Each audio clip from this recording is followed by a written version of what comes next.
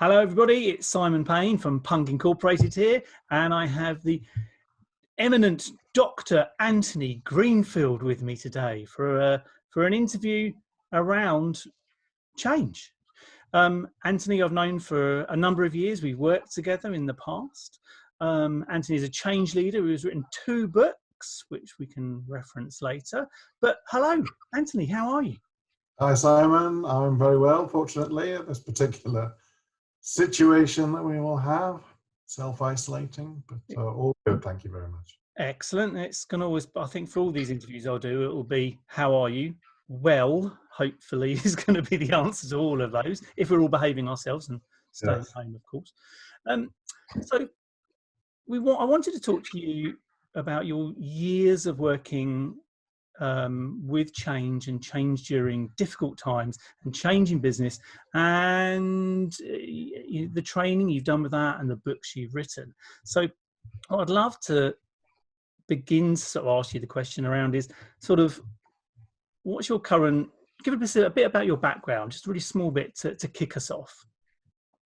Well, I've been doing this for about 30 years, Simon, so I've been working with major corporations in different parts of the world and also some small businesses, all going through change. And as we know, change tends to be quite a turbulent time for organizations and particularly for people. So my focus is very much on the human factor.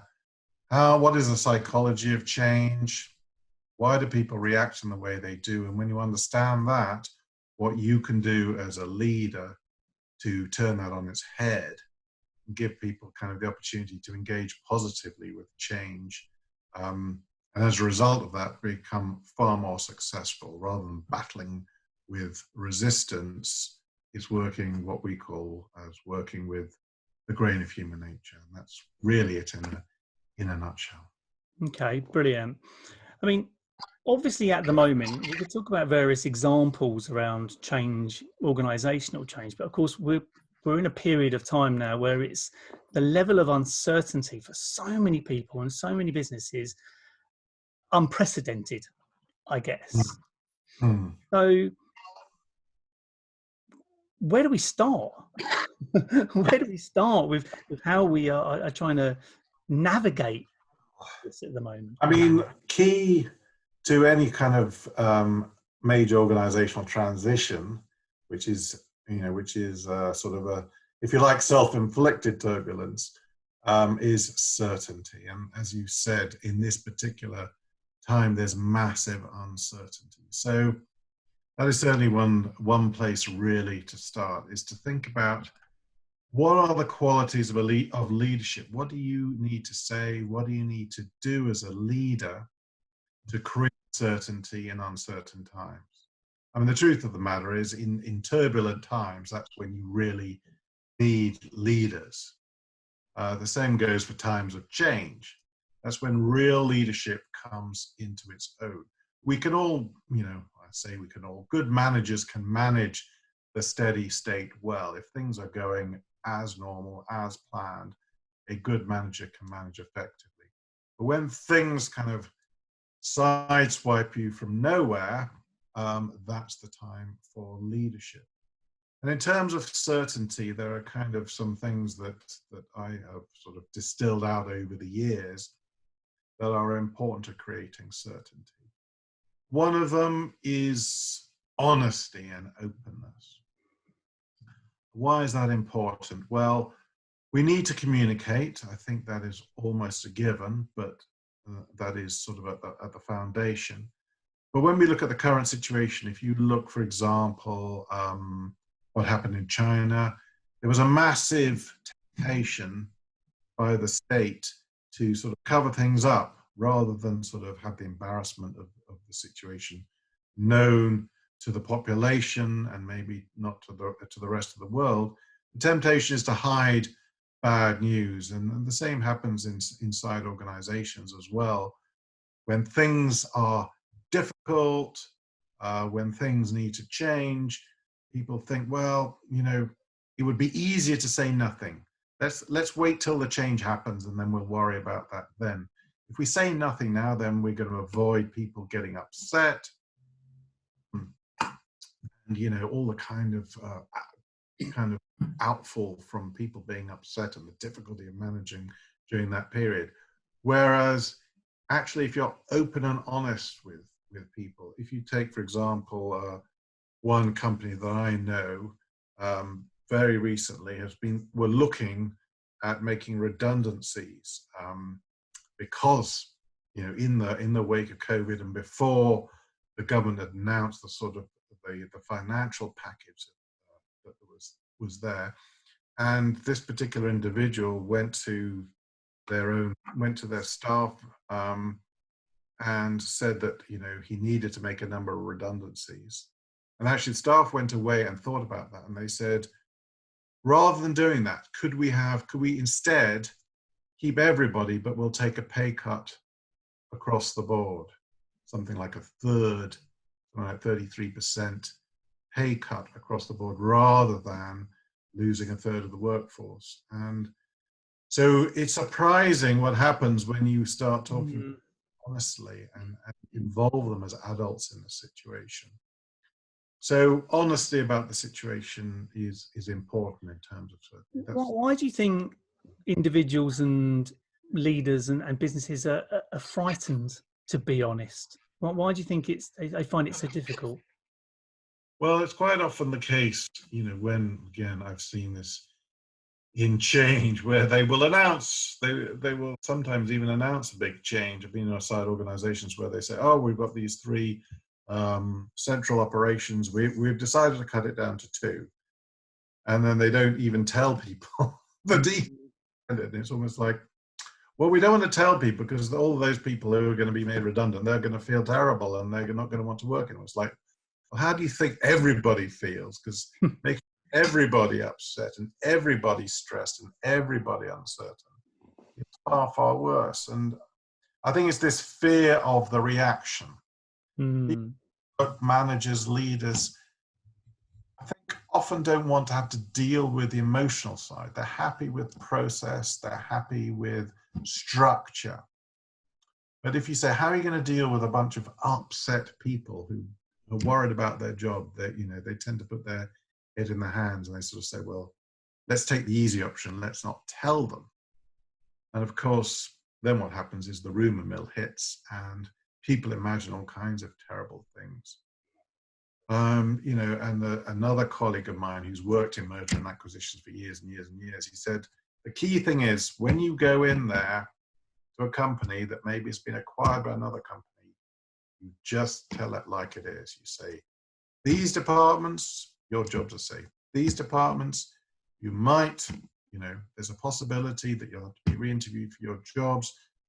First interview will be on this date.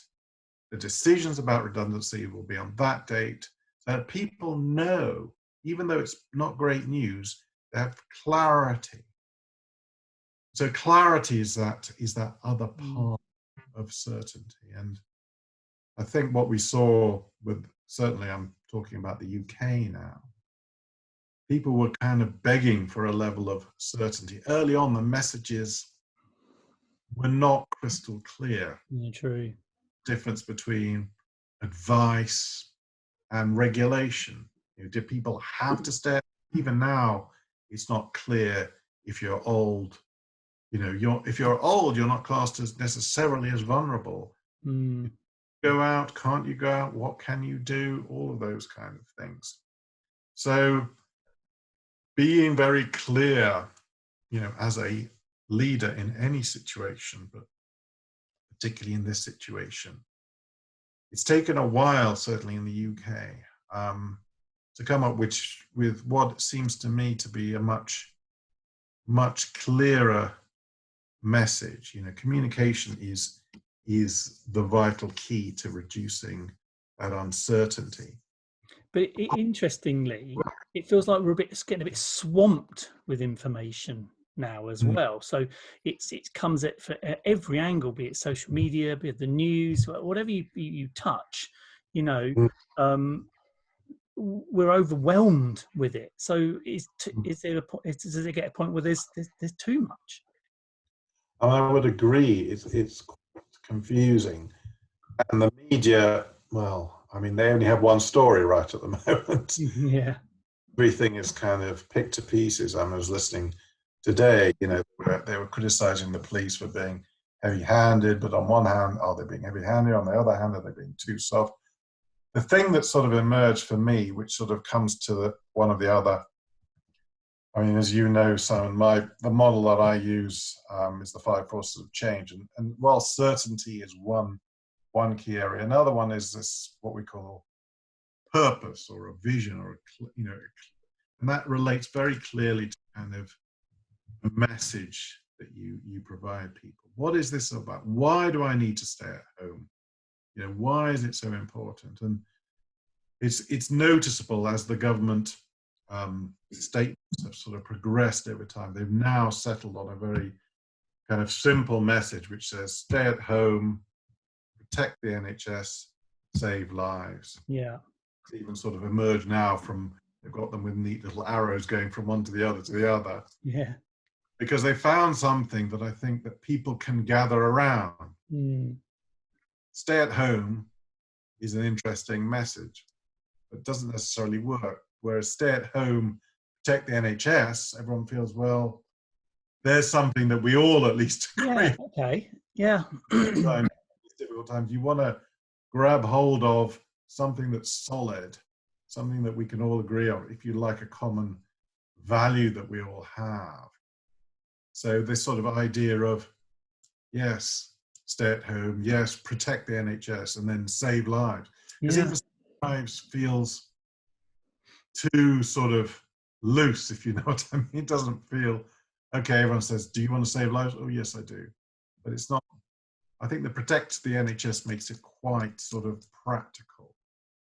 People can sort of get their heads around it. So I can see, you know, so this idea of having clarity of vision does help cut through, you know, all of that noise that's going on at the moment, you know. Great. Yeah, it makes perfect sense. I mean, I hadn't really thought about the 3 points there, the kind of stay at home, protect the NHS, save lives. But actually, it's exactly what we needed, and we see it every day now, don't we? Every day, if you watch one of the bulletins, there it is. And I was going to question what, you know, when people are at home at the moment, and so many people remote working, that purpose is lost. But I guess if we have a focus, it begins to make more sense to us. I think this idea of volunteering as well is a good one, which covers a number of bases, but it gives people a sense of purpose, but also a sense of what I term control. They like to feel not that they're helpless, you know, what can I do? Okay, I can stay at home. A lot of people are very much sort of, you know,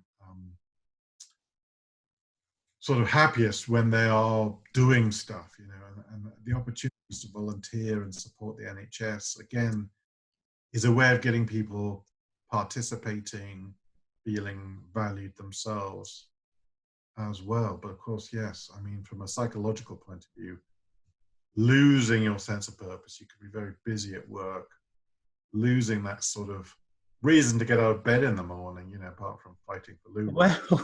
Well, I'm pretty sure I'm not the only one who says is that I'm going to bed later and I'm getting up later because it's not that I don't have things to do and I can't keep myself busy, but something has shifted in my mindset without a doubt. And I don't think I'm the only person who's doing that. No, and it's kind of distracting. I remember, and it's still true to some extent in the sort of work that I've done for many, many years. You do a massive project sometimes, and it can be extremely intense. And you can kind of think, oh, I wish I could get a day's rest. And then you get to the end of it, and there's sort of like, if you're not careful, there's a cliff edge, and you kind of wonder, why do I need to get out of bed this morning? I haven't got that urgency. To some degree, there's a huge psychology, because, you know, if something is urgent, then I can, you know, somehow galvanizes you, doesn't it? So yeah, I think finding a new purpose is is a tricky thing in this period. Yeah. I mean, in a way, it kind of moves us on nicely to sort of the control aspect of the five forces, where we sort of have a certain sort of space that we have control over, be it at work and going to work and the structure of that, and then the role we have, and then suddenly we're all at home. And I mean, personally, I feel the control part is one of the most difficult things to manage, because I'm not entirely sure my own private space working from home has disappeared with children and dogs and girlfriends, and then I'm suddenly, well, what, it feels a lot looser, you know. The structure of that, of where I am, feels fuzzy, I guess. Yes, we're not used to the sort of completely unstructured time. I mean, I'm struggling with it as well. I mean, I've got to-do lists, but things that I would like to get done. Right, yeah.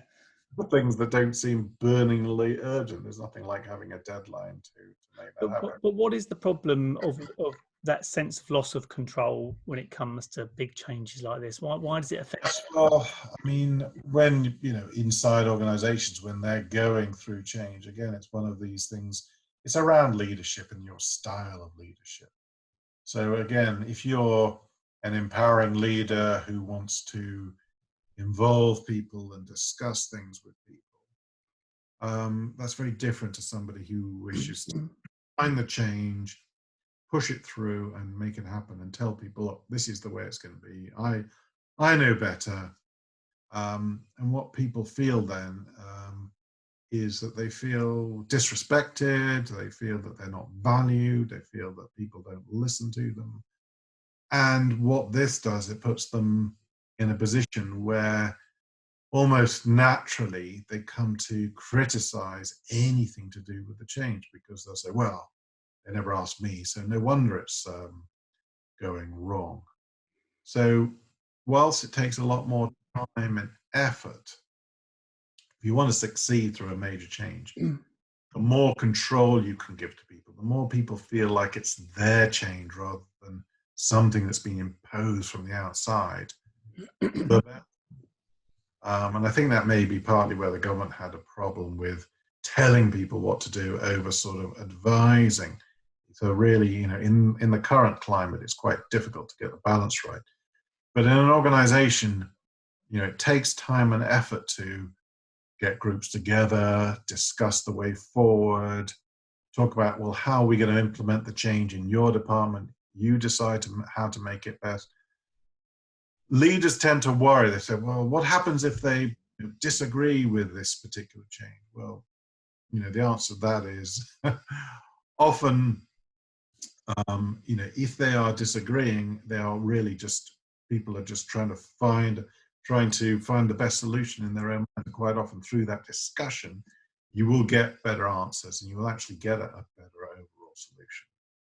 So people, human psychology says, we want to feel in control and not like the era of being told what to do and then doing it is over inside organizations, particularly with the younger generations. They expect to be far more empowered and far more involved than perhaps previous generations were. So that's a really good interesting point, actually, on empowerment and trust. So organizations now have a high percentage of their workforce at home.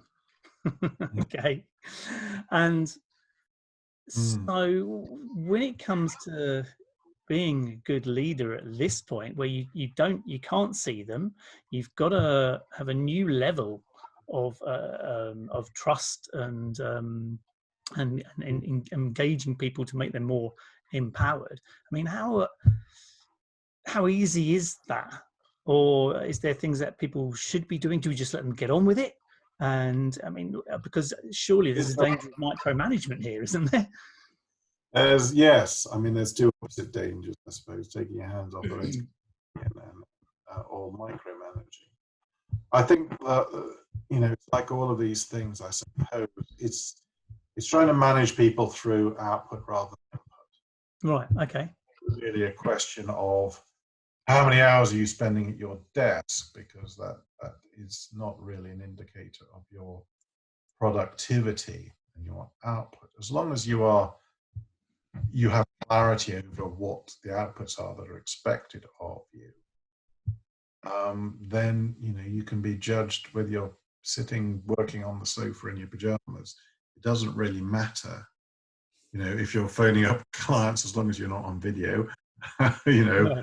selling work or doing whatever it is that you need to do. I mean, obviously, a lot of work, it's quite difficult to do so at home, but certain things can be, and it's really Mm. setting expectations and output objectives, and maybe giving people deadlines, Mm.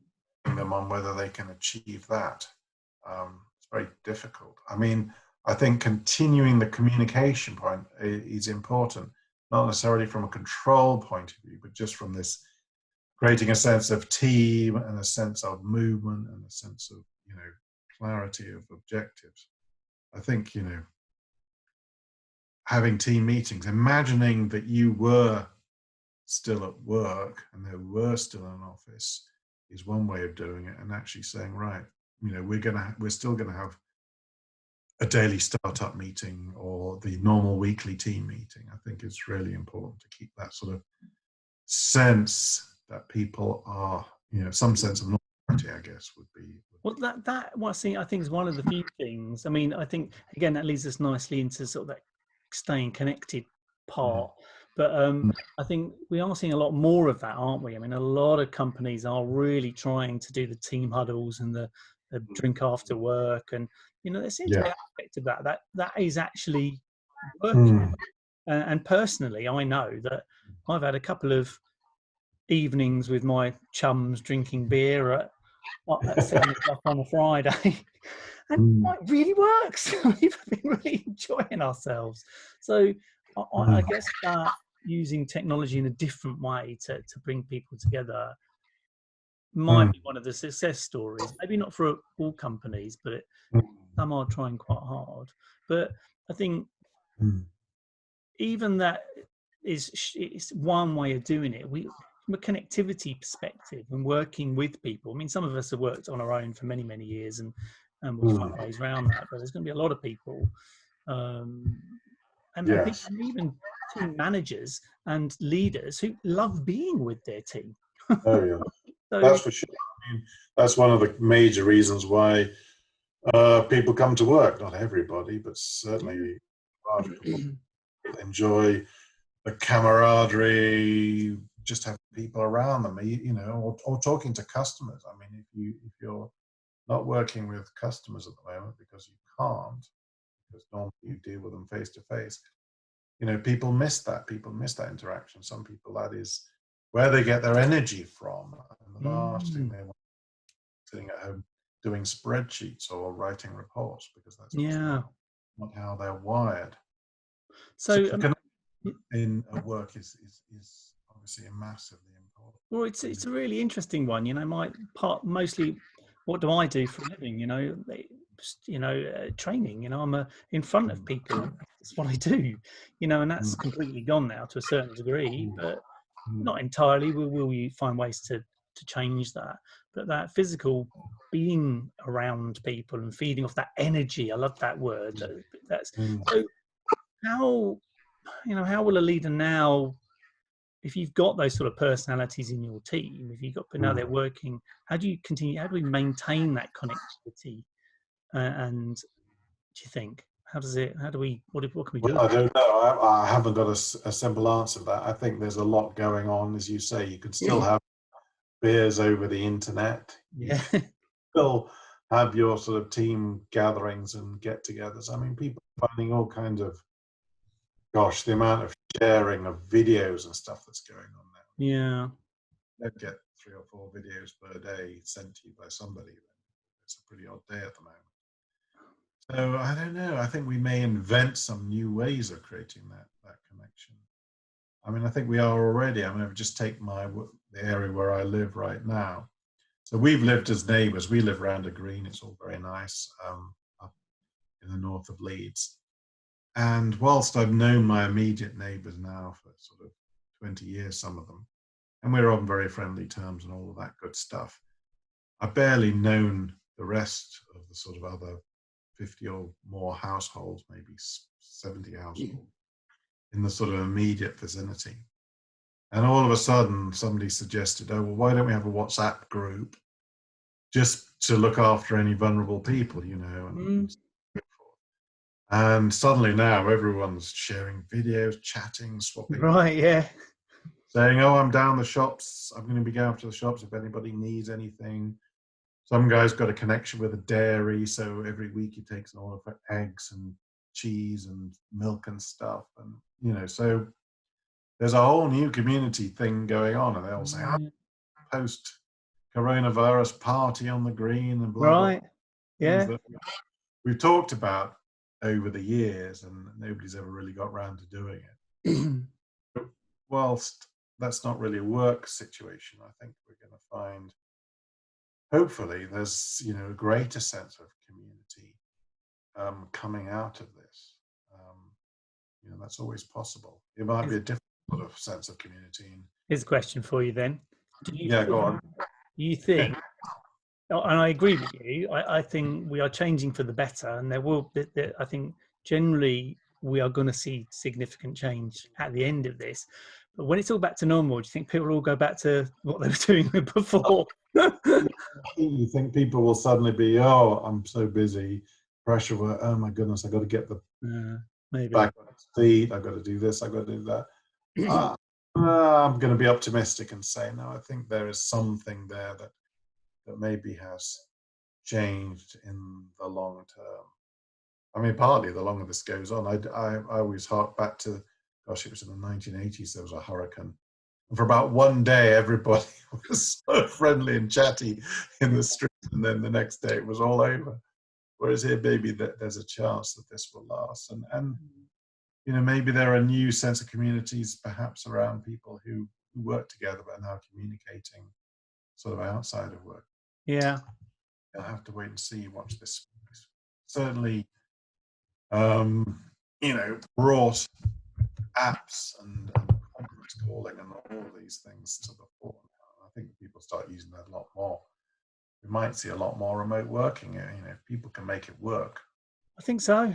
Yeah, I do think we're going to learn some new things. I think specifically around the way we work. I think we're going to, I think there's always been a fear of technology, and a lot of people don't want to be on camera and they don't want to interact and use it. I think now through pure absolute no choice, people will get used to it.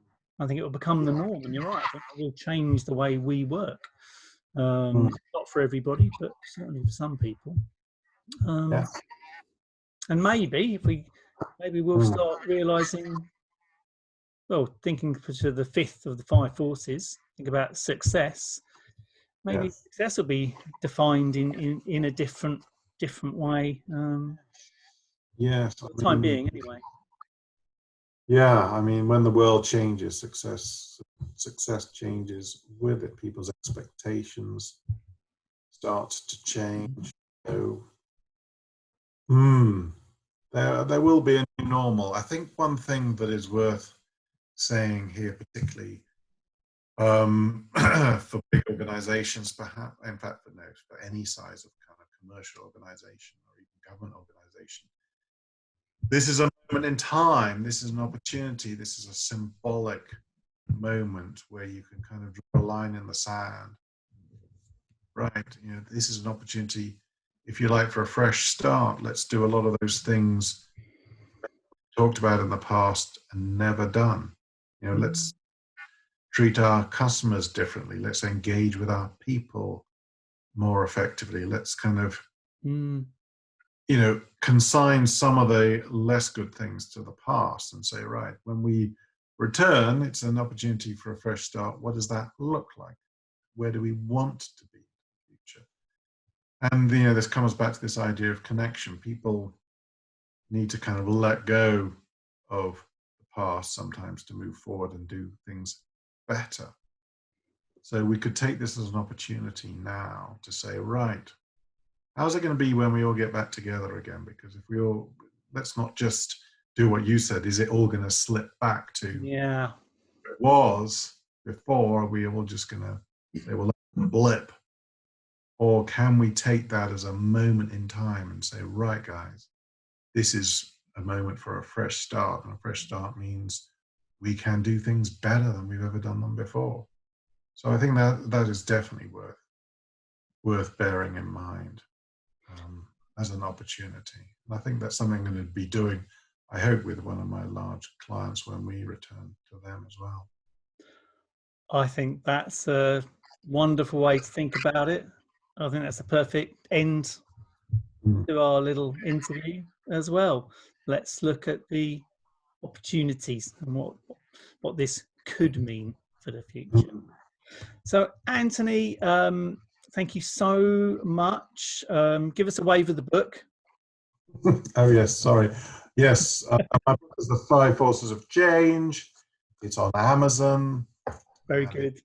My website, which is obviously post interview. I'll put all the links to Anthony's book and how to get in contact with him should you have any challenges or questions for him. But Anthony, just want to say it's been lovely to see you again. Thank you very, very much. And obviously, stay indoors and stay well. Yeah, you too. Stay well. Stay safe. Cheers, Anthony. Bye. Well, bye.